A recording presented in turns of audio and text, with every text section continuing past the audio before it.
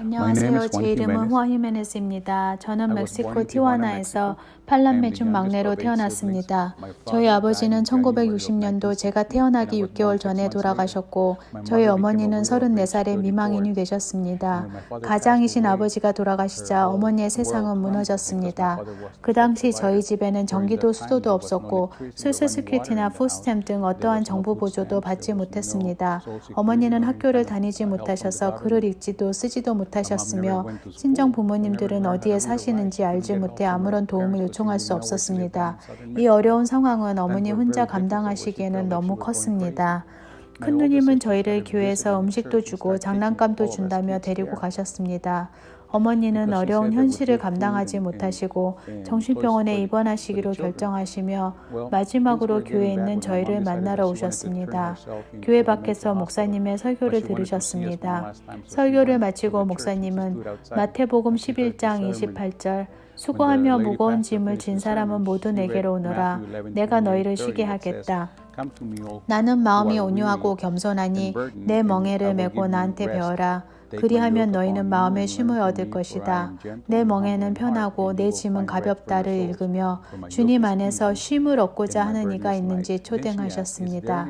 그때 밖에 계시던 어머니는 손을 들고 저요 하며 앞으로 나와셔서 목사님의 안수기도를 받으셨습니다. 기도를 마치고 일어나셔서 저희에게 이제 집으로 돌아가자. 하나님이 나를 고치셨다라고 어머니 말씀하셨습니다. 그때부터 저희 가족은 교회에 열심히 나가기 시작했습니다. 어릴 때 저는 요한복음 3장 16절 하나님께서 세상을 이처럼 사랑하셔서 외아들을 주셨으니 이는 그를 믿는 사람마다 멸망하지 않고 영생을 얻게 하려는 것이다를 배웠습니다. 저희 교회에는 그 뒤로 많은 문제가 생겨 제가 8살 때부터 교회에 나가지 않았습니다. 제가 12살이 되었을 때 미국 LA로 이민을 왔습니다. 저는 갱단에 가입해 나쁜 행동들을 배우게 되었습니다. 16살이 되었을 때 누님들은 제가 변화되길 바라시며 롱비우 워싱턴으로 저를 데리고 오셨습니다. 하지만 2년 뒤 18살이 되었을 때 저는 다시 LA로 돌아가며 다시는 예전처럼 살지 않겠다고 스스로 다짐했지만 버스에서 내린 지 2시간 만에 다시 예전의 삶을 살기 시작했습니다. 19살 어느 주일 아침에 일어나 어느 날 나는 살에서 집에 돌아오지 못할 수도 있겠구나 하는 두려운 생각이 들었습니다. 그래서 어머니께 네바다에 사시는 누님 댁에 가서 살 수 있도록 차비를 도와달라고 말했습니다. 어머니께서 돈을 주셔서 저는 바로 짐을 싸고 친구들과 여자친구에게조차 인사도 하지 않은 채 그날 밤 그곳을 떠났습니다. 레이크타운에서 저는 카지노에 취직해 일하다 나이트클럽에 취직을 했습니다. 저는 항상 술에 노출된 삶을 살고 있었습니다. 34살이 되었을 때 저는 이미 4명의 자녀가 있었고 함께 동거하던 사람과는 많은 문제들이 있었습니다. 한 번 더 노력해보자는 마음으로 그곳의 삶을 정리하고 이곳 포틀랜드로 이사했습니다. 2주 정도 지난 어느 주일날 당시 타이거힐드에 살고 계시는 누님께 참 거룩한 모습이네요. 누님 교회에 초대 한번 해주세요 라고 말하자 2시간 뒤에 예배가 시작한다며 바로 가자고 했습니다. 내가 입방정을 떨었네 하며 누님과 함께 교회 갔습니다. 사람들이 우리를 인식하지 않기를 바라며 교회 맨 뒷줄에 앉았습니다. 목사님께서 이곳에 계신 하나님께 눈을 감고 기도합시다 하셔서 저는 진짜 하나님이 여기 계신지 보려고 눈을 감지 않았습니다. 하나님은 계시지 않았습니다. 어릴 때 다니던 교회와 다르지 않다고 생각했습니다. 그런데 교인들이 박수치며 찬양할 때 저는 6살 때로 돌아가는 느낌이었습니다. 다시 어린 시절로 돌아간 느낌이었습니다. 그리고 갑자기 눈이 붓고 목이 메이며 눈물이 날 것만 같았습니다. 저희 아이들이 그런 저를 보며 아빠가 곧 울 것만 같다고 말하자 저는 나를 보지 말고 앞만 보라고 말했습니다. 하지만 저는 나오는 울음을 참을 수 없어 자리에 일어나 예배당 뒤에 가서 울며 주님, 제가 여지껏 당신을 찾고 있었나요? 하며 울부짖었습니다. 제 삶에는 항상 무언가 비어있는 듯 허전함과 공허함이 있었습니다. 95년 8월 20일 오후 1시 30분에 저는 주님께 제 삶을 드렸습니다. 가족들이 함께 하지 않더라도 다시는 주님을 떠나지 않겠다고 약속했습니다. 그 후로 하나님은 제 삶을 만지시기 시작했습니다. 아직도 끝나지 않았지만 구원받은 뒤 첫 기적은 95년 12월 23일 오후 8시에 머레이와 얼렌 코너에 있는 작은 중식당에서 있었습니다.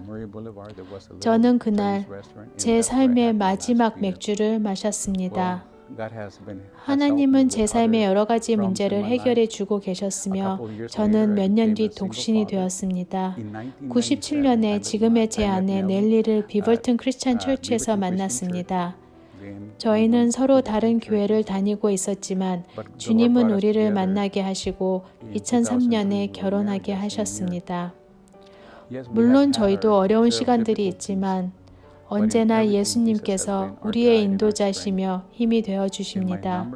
저는 어느 누구에게나 꼭 주님을 만나보라고 권하고 싶습니다. 실망하시면 떠나셔도 됩니다. 하지만 우리 주님은 절대 실망시키지 않을 겁니다. 안녕하세요, 빌리지 성도 여러분. 제 이름은 제시입니다. 이렇게 영상으로 저의 얘기를 나눌 수 있어 눈물이 나기도 하고 영광입니다. 여러분 모두가 안전하고 잘 지내고 계시기를 바랍니다. 저는 코스타리카에서 2005년에 이주하였습니다. 저는 멕시코 국경을 매우 작은 보트를 타고 건넜는데요. 그때 너무나 무서웠던 것으로 기억합니다. 국경을 건넌 후 휴스턴, 텍사스에서 3일간 구금되었는데요. 그 시간이 제게는 너무나 무서웠습니다. 그 당시 저는 아는 사람이 한 명도 없었고 제게는 그 시간들이 너무나 힘든 시기였습니다. 결국 저는 자유롭게 풀려날 수 있었고 가족들과 함께 여기 포틀랜드로 이주하였습니다. 저는 아버지와 함께 왔는데요. 그 모든 과정이 굉장히 오래 걸렸고 힘겨운 시간이었습니다. 이미 관련 모든 절차를 거쳐야 했는데요. 법정에도 가야 했고 변호사도 있어야 했습니다. 매우 힘든 시간이었지만 하나님께서 모든 과정에 주님의 목적을 가지고 주관하셨습니다. 2010년에 제 아들인 요한이 저희 여동생과 함께 빌리지 교회에 참석하였는데요. 매우 신기했던 것은 아들이 빌리지 교회에 다녀올 때마다 늘 활짝 웃고 노래를 부르며 저에게 말하기를 엄마도 와보세요. 너무 재밌어요. 사람들이 같이 노래를 부르고 함께 주님을 찬양해요 라고 늘 말했던 것입니다. 빌리지 교회가 제 아들에게는 너무나 재미난 곳이었습니다. 이 아들의 모습에 제가 감동을 받아 빌리지 교회에 나오게 되었습니다. 제가 기억하기로 어느 날 알리다 목사님께서 저에게 이야기를 나누어 주셨는데요. 하나님께서 그 순간을 아주 완벽하게 만드셨습니다. 그때 목사님께서 복음을 나눠주셨고 제가 그날 주님께 제 마음을 드리게 되었습니다. 이 일은 9년 전의 일입니다. 제 남편도 주님을 영접하고 빌리지 교회 성도가 되었습니다. 모리시오 목사님께서 저희 남편에게 복음을 전해주셨습니다. 주님께서 완벽한 순간에 저희의 인생에 찾아오심에 눈물이 납니다. 우리는 빌리지 공동체에 속하게 되었고 히스패닉 펠로십에 참여하였는데 너무나 좋았습니다. 모리시오 목사님과 알리다 목사님께서 하시고 계신 경이로운 일들에 너무나 감사드립니다. 두 목사님께서 사역에 쏟는 열정과 그 아름다운 마음에 너무나 감사드립니다. 빌리지 교회에도 감사드립니다. 주님을 알고자 하는 데 있어 어떤 스탑 사인도, 어떤 언어도, 어떤 인종도 전혀 방해가 되지 않는 다문화 공동체를 주심에 감사합니다. 저는 3명의 아이가 있는데요. 아이들 3명 다 빌리지를 너무나 사랑합니다. 요한은 중학교 미팅, 액티비티, 선생님들을 좋아하고요. 앙뚜아는 그랜드 프릭스와 마와나 클럽, 친구들과 선생님들을 좋아합니다. 갈릴레아는 데이케어의 다정다감하신 모든 선생님들을 좋아합니다. 저희는 빌리지 교회의 성도인 것이 매우 영광이며 하나님께서 저희를 주님의 자녀 삼아 주심에도 영광입니다. 빌리지 교회 안에서 하나님을 알아가며 함께 성장하게 하여 주심에도 너무나 감사드립니다. 저희는 현재 히스패닉 펠로십의 기도 사역에 동참하고 있는데요. 저희 남편은 액티비티와 티칭을 담당하고 있습니다. 성도 여러분께서 마음을 열어주시고 우리를 위해 문을 열어주심에 감사드립니다. 여러분 모두 잘 지내시고 여러분 모두에게 저의 사랑과 기도를 보내드립니다. 여러분 모두 보고 싶습니다. 잘 지내시고요. 감사합니다. 안녕하세요. 제 이름은 예세니아입니다. 저는 미국 캘리포니아에서 태어났습니다. 저희 부모님은 멕시코에서 오셨는데 저희 어머니는 초등학교, 중학교 때쯤 오셨고 저희 아버지는 15, 16살 때쯤 오셨습니다. 두 분은 캘리포니아에서 만나셨고 거기서 제가 태어나고 제가 6, 7살 되었을 때 오레곤으로 이사 왔습니다. 캘리포니아에 살 때 저희 부모님은 작은 교회를 다니셨는데 당시 제가 교회 다니는 것을 좋아하고 항상 기쁨의 영으로 가득 차 있다고 얘기해 주셨습니다. 저는 교회에 가면 안전하다고 느껴졌습니다. 저희 가족이 제가 6, 7살 때쯤 캘리포니아에서 오레곤으로 이사한 뒤 저희 부모님은 교회에 불규칙적으로 다니셨고 그분들은 교회라는 공동체가 그렇게 중요하다고 여기시지 않으셨습니다. 저희 부모님은 하나님을 믿고 따르고 기도하는 것만으로도 충분히 좋은 크리스찬이라고 생각하셨습니다. 그래서 저는 공동체에 대한 경험이 별로 없다가 고등학교 마지막 학년에서 조지 폭스 대학교 갈 때쯤 마음속 깊이 하나님과 공동체에 대해 갈망하게 되었습니다. 그 당시 저는 제 삶에서 알 수 없는 공허함을 느꼈고 공부와 친구들 그리고 세상적인 것들로 채워보려 했지만 채워지지 않았습니다. 그래서 대학교 1학년 때는 저에게 정말 힘든 시간이었습니다. 저희 가족 중에는 제가 처음으로 대학을 갔었고 당시 전공에 대해서도 확신이 없었습니다. 그리고 학교까지 운전해서 다니는 것, 집에서의 생활과 공부를 병행하는 것도 쉽지 않았습니다. 그러다가 대학교 1학년을 마치고 그해 여름에 제 어머니와 함께 뜻하지 않게 수련회를 가게 되었는데 거기서 제 삶을 주님께 온전히 드리고 다시 예수님과의 관계를 회복하는 시간을 갖게 되었습니다. 저는 하나님께 저의 삶을 인도해 달라고 간절히 기도했습니다. 저는 당시 어린 나이였지만 하나님을 따르고 저의 꿈과 전공과 친구 관계와 모든 것을 하나님의 손에 맡기고 싶었습니다. 저의 마음이 하나님을 바라보고 따르기로 결심한 뒤로 제 삶에서 놀라운 일들이 일어나기 시작했습니다. 저의 멋진 남편을 만났고 제 전공에 대한 확신을 갖게 되었고 제 결혼식에 참여했던 분들과 아주 아름다운 관계를 맺게 해주셨고 계속해서 제 삶에서 놀라운 일들을 행하시면서 제 안에 있는 깨어짐을 회복해 주시고 하나님을 향한 열정을 주셨습니다.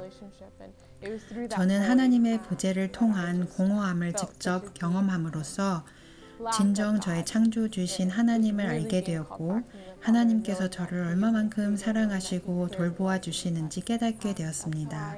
이런 뜨거운 경험을 통해 하나님을 더욱 깊이 따르게 되었고 여전히 많은 실수를 하지만 신실하신 하나님이 계심을 알게 되었습니다.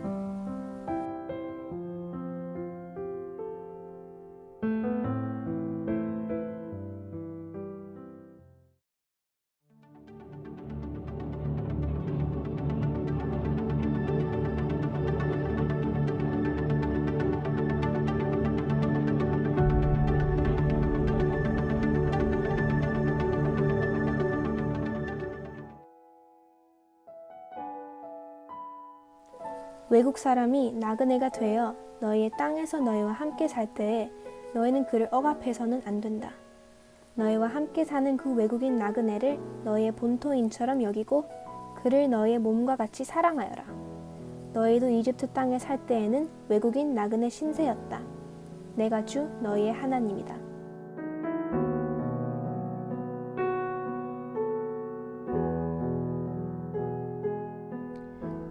오늘 읽은 본문 말씀은 레위기의 말씀입니다. 레위기는 이스라엘 백성으로 하여금 어떻게 하나님에게 예배 드려야 하는지를 이해할 수 있도록 돕는 책입니다. 이스라엘은 하나님의 백성이므로 하나님을 사랑하고 하나님께 예배하는 것이 아주 중요합니다. 또한 레위기는 이스라엘 백성으로 하여금 이 땅에서 어떻게 살아가야 하는지, 이스라엘 백성들이 지향해야 할 삶의 자세와 그 모습을 알려줍니다. 그것은 바로 이웃을 사랑하는 것입니다. 레위기의 말씀대로 살아간다면 이스라엘 백성은 거룩한 하나님의 백성으로 그들 가운데 계시는 하나님의 임재를 마음껏 누리며 예배하며 살 뿐만 아니라 서로 간에 사랑하는 아름다운 공동체가 될 것입니다. 만약 이런 이상적인 공동체가 있다면 주변에 살고 있는 다른 민족들이 이 공동체를 부러워할 것이고 그들에게 속하고 싶어 할 것입니다.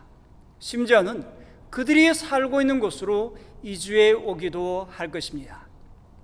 하나님께서 이스라엘이 명하셨던 말씀대로 이스라엘이 살았더라면 이스라엘은 주변 열방에 선한 영향력을 끼치는 복의 근원이 되는 나라가 되었을 것입니다. 모세율법에서는 외국인들에 대해서 무엇이라고 말합니까? 레위기 19장 9절 10절에서는 밭에서 난 곡식을 거두어 드릴 때에는 밭 구석구석까지 다 거두어 드려서는 안 된다. 거두어 드린 다음에 떨어진 이삭을 주어서도 안 된다. 포도를 딸 때도 모조리 따서는 안 된다. 포도밭에 떨어진 포도도 주어서는 안 된다. 가난한 사람들과 나그네 신세인 외국 사람들이 줍도록 그것을 남겨두어야 한다. 내가 주 너희의 하나님이다. 이 말씀에서는 나그네 신세인 외국 사람과 가난한 사람을 한데 묶어서 이야기합니다. 그것은 나그네 신세인 외국 사람들이 가난한 부류에 속한다는 이야기입니다. 아무런 기반 없이 새로운 곳에 오면 가난하게 되는 경우가 많겠죠. 나그네 신세인 외국 사람들은 도움을 많이 필요로 하는 사람들입니다. 그들은 과부와 고아와 함께 이스라엘 사회에서 가장 가난하고 연약한 사람들이기 때문에 각별한 자비를 베풀 것을 당부합니다. 추수를 할 때도 모조리 다 거두어 들여서는 안 된다고 했습니다. 떨어진 이삭도 줍지 말라고 합니다. 포도원을 해도 포도를 다 따지 말고 남겨두라고 합니다. 누구를 위해서입니까? 바로 가난한 사람들과 나그네 신세인 외국 사람들을 위해서입니다. 이스라엘 백성들은 약한 자에 대한 배려에서 남달라야 한다고 하십니다. 가난하거나 연약한 지체들을 보살펴 주라고 하십니다. 만일 가난한 이들에게 돈을 빌려주면 이자를 어떻게 해야 합니까? 출애굽기 22장 25절 말씀에서는 너희가 너희 가운데서 가난하게 사는 나의 백성에게 돈을 꾸어 주었으면 너희는 그에게 빚쟁이처럼 재촉해서도 안 되고 이자를 받아도 안 된다. 율법에서는 가난한 자에게 돈을 꾸어 주면은 채권자 같이 굴지 말라고 합니다. 그리고 이자도 받지 말라고 했습니다. 돈의 이자도 받지 말고 곡물의 이자도 받지 말라고 했습니다. 그 당시 고대 근동의 거의 모든 문화권에서 빌려준 곡물에 대한 이자는 연 33.3%에 달했습니다. 빌려준 돈의 경우에는 이자가 연 20%에서 25%에 달했습니다. 누지에서는 이자가 한때 연 50%에 달했던 것으로 기록하고 있습니다. 이러한 문화권에서 빚으로 이자로 억눌려 있던 사람들이 이스라엘을 보면 어떤 마음이 들까요? 이스라엘로 이민 가자, 그런 마음이 들 것입니다. 이스라엘 드림을 꿈꾸게 될 것입니다. 그런데 왜 이스라엘 백성들은 가난한 자를 위해서, 그들 가운데 있는 가난한 외국 사람들을 위해서 여러모로 도와주고 이자도 받지 않아야 할까요? 그렇게 하면 하나님께서 그들에게 범사의 복을 내리실 것이라고 약속하셨기 때문입니다. 또한 이스라엘 백성도 한때 이집트에서 노예로, 나그네로, 외국인으로 살았기 때문입니다. 애굽에서 10가지 재앙을 통해서 하나님의 능력과 이스라엘 백성을 향한 하나님의 돌보심을 보았던 많은 다른 민족들이 출애굽할 때 이스라엘과 함께 애굽을 나오게 됩니다. 우리 형제 자매님들은 어떤 이유로 미국에 오셨습니까? 고국을 떠나올 때는 이 땅에서의 삶이 더 나을 것이라는 어떤 기대, 아메리칸 드림이 나름대로 있었을 것입니다. 우리 대부분은 이민 초기에 많은 어려움을 겪었을 것입니다. 언어적으로, 문화적으로, 때로는 차별로 인한 불쾌감도 있었을 것입니다. 오늘은 우리 주변에서 많이 만나게 되는 우리의 이웃이지만 많은 한인들이 동등하게 생각하지 않는 히스패닉 이민자들에 대한 우리의 태도를 주님의 말씀으로 비춰보는 시간을 가지려고 합니다. 우리 빌리지가 다민족 교회이고 히스패닉 펠로십도 있고 히스패닉 형제 자매님들이 많이 계십니다. 요즘 저도 스페니쉬를 몇 마디 배워서 히스패닉 펠로십의 모리조 목사를 만나면 스페인어로 인사를 합니다. Buenos días, ¿cómo está? Muy bien. Eres inteligente y guapo y simpático. 그러면 모리조 목사님은 아주 좋아합니다. 왜냐하면 제가 그분의 언어인 스페니쉬로 몇 마디 말했기 때문입니다. 오늘 설교의 제목을 마냐나, 내일의 소망이라고 했습니다. 여기서 마냐나라는 말은 스페인어로 내일이라는 뜻입니다. 히스패닉이란 미국에 거주하는 라틴 아메리카, 중남미 출신 인구를 총칭합니다. 처음에는 라틴 아메리카 출신 인구 중에 스페인어를 사용하는 미국 거주민 또는 멕시코계 미국인과 푸에르토리코인을 가리키는 표현으로 한정했습니다. 그 외에도 다양한 중남미 출신 미국 거주민이 늘어나면서 모든 라틴 아메리카 출신 인구를 포함하게 되어서 현재는 라티노라는 명칭과 혼용되어 있습니다. 미국의 히스패닉 인구는 거의 6천만 명이 되고 미국 전 인구의 18.3%를 차지하고 있습니다. 미국의 히스패닉은 우리와 마찬가지로 이민자들입니다. 어떤 분들은 이렇게 이야기합니다. 지금 멕시코 사람들이 이민 생활하는 것은 우리 한국 사람들이 80년대 이민 생활하는 것과 같습니다. 히스패닉 사람들은 여러 가지 이유로 미국에 이민을 왔습니다.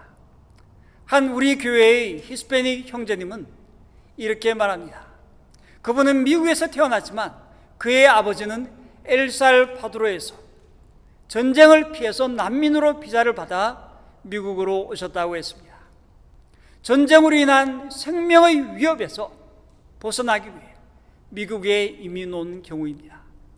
또 어떤 분은 더 나은 삶을 살기 위해서 미국으로 오신 분도 있습니다.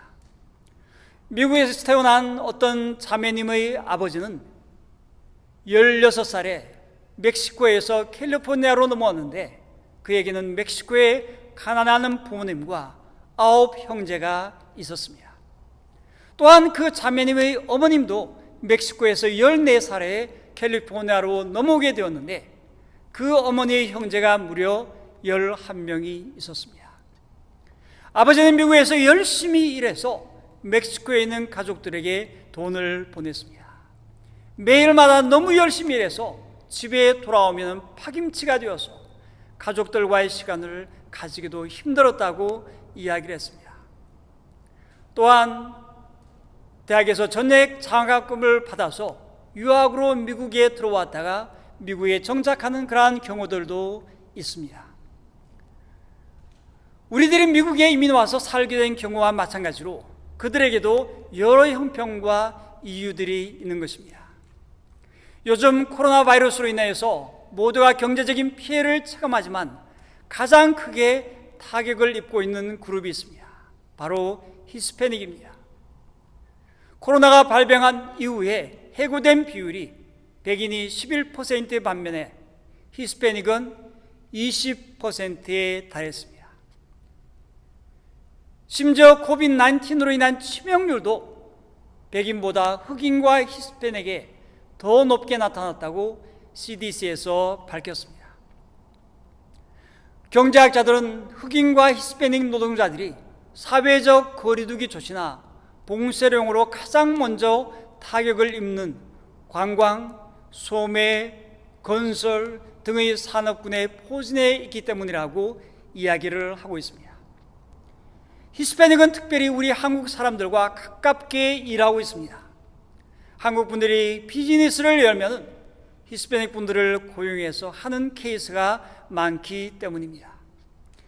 이민 생활을 먼저 경험한 우리 그리스도인들은 히스패닉 이민자들을 어떻게 대해야 할까요? 그들에게 만냐나 내일의 소망을 가질 수 있도록 대하면 좋을 것 같습니다. 첫 번째로 오늘 읽은 본문 말씀에서는 나그네 된 외국인을 억압하지 말고 그들을 내 몸같이 사랑하라고 말씀합니다. 이민자들을 사랑하라는 것입니다. 이민자들을 억압하지 말고 무시하지 말고 억누르지 말고 함부로 대하지 말고 내 몸같이 사랑하라는 것이죠. 히스패닉 사람들을 억압하지 않고 그들을 사랑하는 것, 이것은 우리가 그들을 어떻게 보느냐 하는 것과 깊은 관련이 있습니다. 우리가 그들을 보는 관점입니다. 몇몇 분과 이야기해 보면 미국에서 한인 분들은 히스패닉 분들에 대해서 우월감을 가지고 있다고 합니다.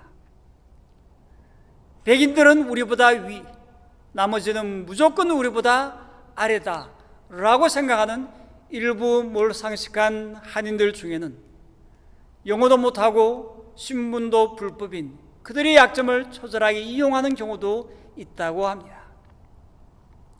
히스패닉 사람들은 천부적으로 게으르고 무책임하고 놀기를 좋아한다고 폄하해서 생각하는 경우도 있다고 합니다. 우리가 그들보다 낫다는 것입니다. 히스패닉 사람들에 대한 잘못된 스테레오타입, 고정관념은 맞지 않고 그들을 대하는데 해롭습니다. 이민 역사가 우리보다 짧아 적응하고 있는 그들을 도와서 함께 살아가는 세상, 그들이 꿈꿀 수 있도록 도와줘야 할 줄로 생각합니다. 그런 고정관념을 가지고 있으면 무의식 가운데라도 그들을 무시하게 되고 그들을 억압하게 되기 때문입니다. 그들을 사랑할 수 없습니다. 똑바로 올바르게 히스패닉 사람들을 보아야 할 것입니다. 만일 2000년 전에 유대 땅에 오신 예수님께서 우리 가운데 태어나셨고 그렇게 자라셨고 활동하신다면 우리는 예수님을 낮게 보고 무시하시겠습니까? 예수님은 궁궐에서 태어나지도 않았습니다. 부유한 집에서 태어나지도 않았습니다. 가난한 요셉과 마리아의 가정에서 태어난 곳은 말구유였습니다. 이런 말씀도 있습니다. 여도 굴이 있고 공중의 새도 거스가 있으되 인자는 머리 둘 곳이 없다. 예수님께서 좋은 교육을 받았습니까? 전혀 아니었습니다. 한국 문화에서는 돈이 없고 좋은 교육을 받지 못한 사람을 낮게 보고 무시하지 않습니까? 예수님은 둘 다 아니었습니다. 야고보서 2장에서는 이렇게 말씀합니다. 사람을 차별하여 대하지 마십시오. 그러면서 한 가지 예를 듭니다. 회당에 화려한 옷을 입은 사람이 금반지를 끼고 들어오고 또 남루한 옷을 입은 가난한 사람도 들어오는데 화려한 옷차림을 한 사람에게는 특별한 호의를 보이면서 여기 좋은 자리에 앉으십시오. 가난한 사람에게는 당신은 거기 서 있든지 내 발치에 앉든지 라고 말하면 차별하는 것입니다. 야고보서 2장 9절에서는 명백하게 이렇게 말씀합니다.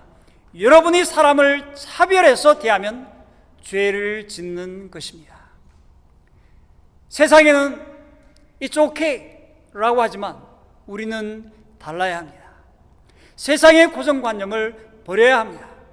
세상에서는 눈에 보이는 대로 고정관념을 가지고 대하지만 그것은 하나님 나라 관점이 아닙니다. 하나님 나라 백성이 세상의 고정관념을 가져서는 안 됩니다. 마태복음 23장에서는 최후의 심판에 대해서 말씀합니다. 그때 인자가 영광의 보좌에 앉고 모든 민족을 불러다가 목자가 양과 염소를 가르듯이 그들을 가릅니다. 양은 그의 오른쪽에 염소는 그의 왼쪽에 세울 것입니다. 그때 예수님께서 오른쪽에 있는 사람들에게 양들에게 한 말이 있습니다. 내가 진정으로 내게 말한다. 너희가 여기 내 형제 자매 가운데 지극히 보잘것없는 사람 하나에게 한 것이 곧 내게 한 것이다. 저희 한인부의 한 형제님은 비즈니스를 하면서 호세라고 하는 한 히스패닉 사람을 직원으로 고용해서 거의 20년 가까이 함께 일했습니다.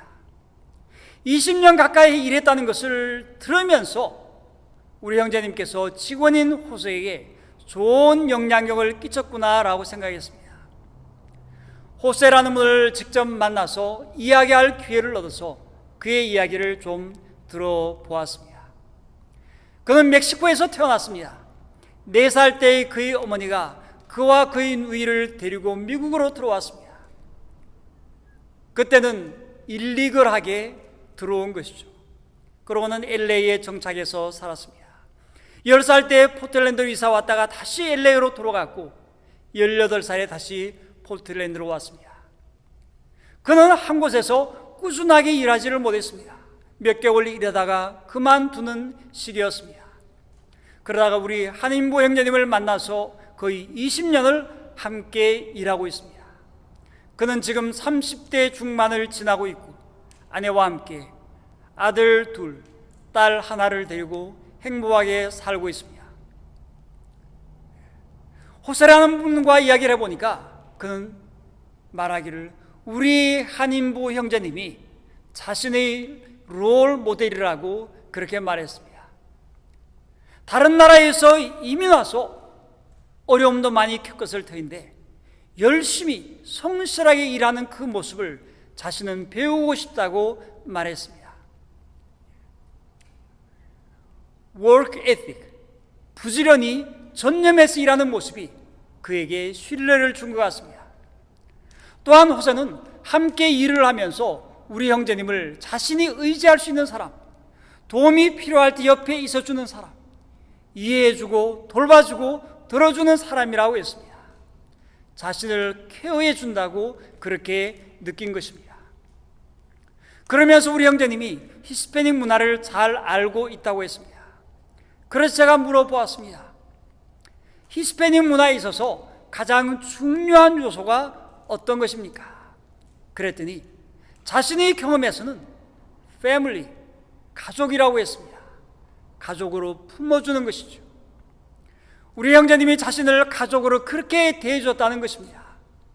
가족같이 대해주니까 같이 있고 싶은 사람, 의지할 수 있는 사람으로 이야기한 것 같습니다. 처음에는 재정적으로 어려운 상황이었지만 일한 지 1년이 지나자 재정적으로 여러 가지 면에서 안정이 되기 시작했고, 이곳이 내가 장기적으로 일해야 할 직장이구나, 그렇게 생각을 했습니다. 결혼해서 현재 아들 둘, 딸 하나가 있고 생활이 안정되어 있습니다. 일하면서 계속해서 성장한다는 그런 느낌이 들었고, 더 많이 배우는 기회가 되었고, 총 매니저로 전체적인 일을 디테일하게 다 알고 있고, 이 일을 좋아하고 자신에게 앞으로 미래가 있는, 희망이 있는 직장이라고 그렇게 생각하고 있습니다. 우리 한인무 형제님은 직원인 호세가 잘 따르도록 좋은 리더십의 그 영향을 그에게 끼쳐준 것으로 생각이 되었습니다. 히스패닉과의 관계에서 참으로 좋은 예라고 할 수 있을 것입니다. 우리는 한국인으로서 히스패닉 사람들에게 축복이 될 수 있습니다. 무시하고 천대하는 것이 아니라 그들을 귀히 여기고 가족같이 품고 돌보고 하나님이 축복이 되면 좋겠습니다. 그러면 그들에게 만냐나 내일의 소망이 이루어질 것입니다. 두 번째로, 이민자들에게 만냐나의 참 소망을 가지도록 해야겠습니다. 이스라엘은 복을 받은 민족입니다. 이스라엘은 40년 동안 광야에서 이끌었던 지도자 모세, 그가 죽음을 맞이하기 바로 전에 이스라엘 백성을 이렇게 축복하고 맨 마지막에 말했습니다. 개역 개정으로 보면 신명기 33장 29절 말씀에 이스라엘이여 너는 행복한 사람이로다. 여호와의 구원을 너같이 얻은 백성이 누구냐? 그는 너를 돕는 방패이시오 내 영광의 칼이시로다. 내 대적이 내게 복종하리니 내가 그들의 높은 곳을 밟으리로다. 여호와의 구원을 얻은 백성인 이스라엘은 행복하다는 것입니다. 이상적인 이스라엘, 고아와 과부, 가난한 사람들, 연약한 사람들을 돌봐주는 이러한 사람들이 많은 사회, 공의로운 사회에 사는 사람들은 행복합니다. 이런 사회에 차별받고 억눌리고 가난한 외국인들이 들어와서 사랑을 받고 공정한 대우를 받는다면 이스라엘은 그들에게 축복이 되는 것입니다. 또한 그 축복이 하나님의 뜻과 가르침을 따라서 된 것을 알고 하나님을 그들의 하나님으로 모시고 살아간다면, 하나님께서 그들의 하나님이 되신다면 그들은 행복한 사람들이 될 것입니다. 얼마 전 교회에서 스태프 미팅을 하는데 인실 자매님이 이런 이야기를 했습니다. 예전에 일했던 회사에 도미니칸 리퍼블릭 출신의 보스가 있었습니다. 그는 10대 때 뉴욕으로 이사를 왔고 대학을 마치고 계속해서 공부를 한 그러한 사람입니다. 그는 누구나 함께 있기를 원하는 그러나 사회적인 관계가 아주 좋은 사람이었습니다. 키가 크고 항상 잘 웃고 다녔습니다. 도미니칸 리퍼블릭은 중남미 한 섬의 절반을 차지하고 있고 나머지 절반은 헤이티가 차지하고 있습니다. 도미니칸 리퍼블릭 주민들은 아프리카에서 노예 무역으로 인해서 끌려온 사람들의 후손입니다. 약 1,000만 명의 인구의 70%는 여러 민족이 섞인 혼혈인이고 15%는 블랙, 13.5%는 화이트입니다. 그런데 이분의 피부는 블랙이었습니다. 검었습니다. 그분이 어렸을 때 처음으로 교회에 간 이야기를 해주었습니다. 그가 갔던 교회는 스테인 글라스로 단장된 아름다운 교회였습니다. 그날 목사님이 무슨 이야기를 했는지 자신은 기억하지는 못했지만 스테인 글라스의 그림을 둘러보는데 그 그림에 여러 사람들이 있었습니다. 그 사람들 중에 자기처럼 생긴 모습은 하나밖에 없었다고 했습니다. 누구의 모습이었을까요? 그것은 바로 마귀의 모습이었습니다. 예수님, 제자들, 마리아 모두가 다 백인이었고 마귀만 검은 피부로 그려져 있었다고 했습니다. 그 순간 교회가 자기에게 주는 메시지, 교회는 자기가 올 것이 아니다 라는 소리가 또렷하게 들려왔습니다. 참으로 슬픈 일입니다. 교회가 하나님을 만나는 곳이어야 되는데, 사람들이 소망을 가질 수 있는 곳이 되어야 되는데, 참으로 충격적인 이야기였습니다. 하나님의 계획은 모든 민족이 하나님을 알고 하나님을 예배하는 것입니다. 요한계시록 7장에서는 아무도 그 세를 셀 수 없을 만큼 큰 무리가 있습니다. 그들은 모든 민족과 종족과 백성과 언어에서 나온 사람들입니다. 그들이 모두 보좌 앞에, 어린 양 앞에 서서 찬양을 합니다. 이들은 만냐나의 참 소망을 가진 자들입니다. 우리는 우리가 만나는 히스패닉 사람들에게 하나님의 사랑을 표현해 줌으로써 만냐나 참 소망을 가질 수 있도록 도와줄 수 있을 것입니다. 지난주 목요일에 포틀랜드에 있는 두 분의 미엔족 교회 리더들과 만나서 점심 식사를 했습니다. 그러면서 미엔족 사역에 대해서 대화를 나누었죠. 미엔족은 저희가 선교 사역을 할 때 사역했던 민족입니다. 주로 중국과 베트남, 라오스, 태국에 있고 미국에는 미엔족이 5만 명이 넘습니다. 베트남 전쟁 당시에 미엔족이 미국의 CIA를 도왔고, 그래서 라오스 산속에 있던 미엔족이 박해를 피해서 태국으로 도망쳤고, 약 45년 전부터 미국의 난민으로 오기 시작했습니다. 포틀랜드에도 미엔 교회가 있습니다. 이들이 처음 미국에 왔을 때는 문화 충격이 엄청났습니다. 라오스의 산족이었는데 선진국인 미국으로 왔으니 언어도 통하지 않고 문화도 알지 못하고 많은 어려움을 겪었습니다. 미엔 사람들이 살고 있는 곳곳에 교회가 있고 믿는 미엔 사람들이 많고, 심지어는 무당이었던 여러분들이 목사님이 되었습니다. 제가 궁금해서 여쭤보았습니다. 어떻게 해서 이렇게 많은 사람들이 미국에 와서 예수님을 믿게 되었습니까? 그랬더니 그분 대답이, 미국의 많은 교회와 그리스도인들이 우리를 도와주었습니다. 그분들을 통해서 하나님의 사랑을 알고 예수님을 믿고 우리뿐만 아니라 아시아에 있는 우리 동족에게도 복음을 전하고 있습니다. 이것이 만냐나의 참 소망이라고 할 수 있습니다. 우리는 우리가 만나는 히스패닉 분들에게 주님의 사랑을 나누어 줌으로 통해서 그들에게 만냐나의 참 소망을 가질 수 있도록 도와줄 수 있을 것입니다. 마태복음 12장 18절에서 21절에서 마태는 이사야의 예언을 인용하며 예수님께서 어떤 분인지 말씀하고 있습니다. 보아라, 내가 뽑은 나의 종, 내 마음에 드는 사랑하는 자, 내가 내 영을 그에게 줄 것이니 그는 이방 사람들에게 공의를 선포할 것이다. 그는 다투지도 않고 외치지도 않을 것이다.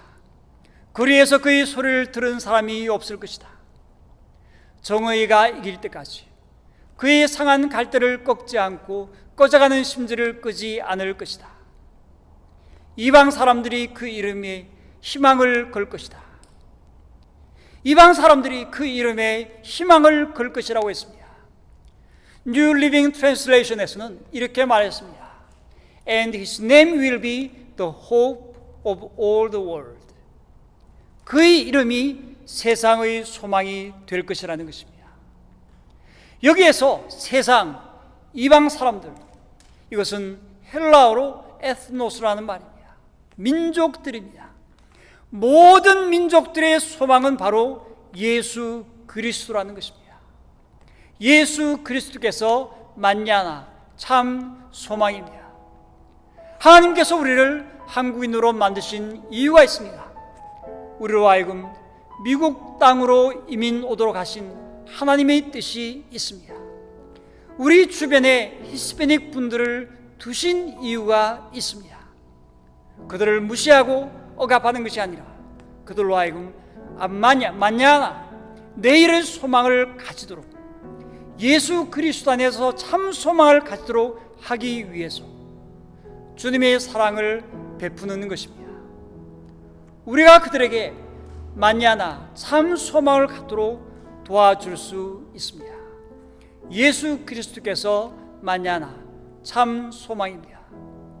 예수 그리스도의 무조건적인 사랑을 우리가 누리고 또한 그들에게도 축복이 되는 우리 모든 형제 자매님 되시기를 예수님 이름으로 축복합니다.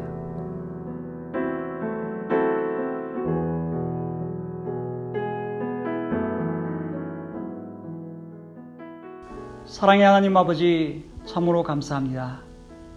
주님께서 저희를 행복자로 삼아주신 것을 감사합니다.